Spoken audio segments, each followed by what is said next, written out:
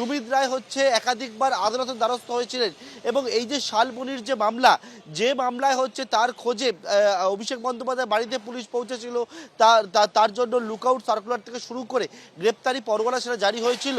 সেই শালবনির মামলায় সুমিত রায় একটা সাময়িক স্বস্তি পেয়েছে সুপ্রিম কোর্ট থেকে, যে মামলার পরবর্তীতে হিয়ারিং রয়েছে সেই হিয়ারিং ডেট পর্যন্ত তাকে গ্রেপ্তার করা যাবে না, কিন্তু সকাল 10টা থেকে সন্ধ্যে 6টার মধ্যে সুমিত রায়কে তদন্তকারীদের জিজ্ঞাসাবাদের মুখোমুখি হতে হবে।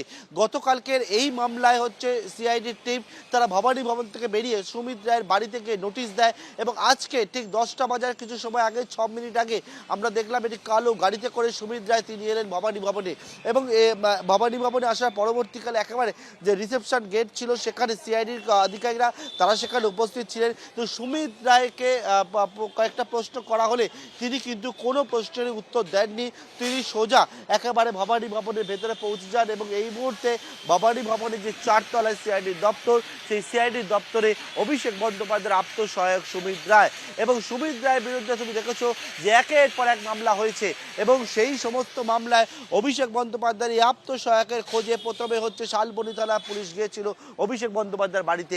তার পরবর্তীকালে আমরা দেখেছিলাম কি গত 29শে জুলাই বিষ্ণুপুরে একটি রিসর্টে তোলাবাজির অভিযোগ ওঠে এবং সেই মামলায় বিষ্ণুপুর থানা পুলিশ পৌঁছায় অভিষেক বন্দ্যোপাধ্যায়ের আত্মসহায়ক সুমিত রায় নিউ বালিপুরে ক্যানাল রোডের বাড়িতে, সেখানে পাওয়া যায়নি। তার পরবর্তীকালে আমরা কি দেখি গত মঙ্গলবার দিন শালবনির এই যে মামলা, সেই মামলা সিআইডি তদন্তভার গ্রহণ করার পর সিআইডির আধিকারিকরা তারা পৌঁছায় সুমিত রায়ের বাড়িতে, সুমিত রায়ের খোঁজ করতে থাকে। গ্রেপ্তারি পরোয়ানা যে জারি হয়েছিল সেই বিষয়ে তাদেরকে জানায়, কিন্তু সুমিত রায়ের খোঁজ তারা পাননি। আজকে সুমিত রায় তিনি হচ্ছে হাজিরা দিলেন আর সুপ্রিম কোর্টের যে অর্ডার রয়েছে সেই অর্ডারের পরিপ্রেক্ষিতে এবং সুমিত রায় আমরা দেখলাম ভবানী ভবনে 9টা 54 নাগাদ এলেন এবং হাজিরা দিলেন। সিআইডি আধিকারিকরা তাকে এখান থেকে রিসিভ করলেন, একেবারে রিসেপশনে গেলেন এবং তারপর ভবানী ভবনের 4 তলায় বর্তমানে শালবনির এই যে জমি দুর্নীতির যে মামলা সম্পর্কে বলে রাখি যে সেই মামলাটি হচ্ছে সরকারি জমি দখল করে বিক্রি করার অভিযোগ এবং এই অভিযোগে মেদিনীপুরের প্রাক্তন বিধায়ক সুজয় হাজরাকে আগেই গ্রেপ্তার করা হয়েছিল। পুলিশ দাবি করে সুজয় হাজরার সঙ্গে সুমিত রায় অভিষেক বন্দ্যোপাধ্যায়ের আত্মসহায়কের কোটি কোটি টাকার লেনদেনের হিসাব তারা হচ্ছে পান।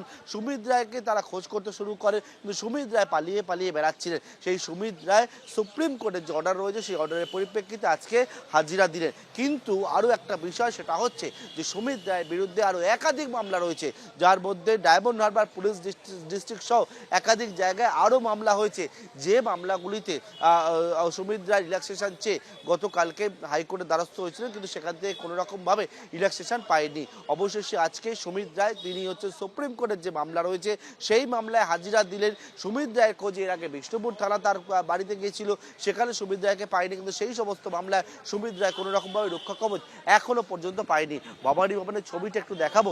সুমিত রায় আসার আগে থেকে ভবানী ভবনে বেশ কয়েকজন পুলিশ কর্মীরা তারা হচ্ছে এখানে উপস্থিত ছিলেন।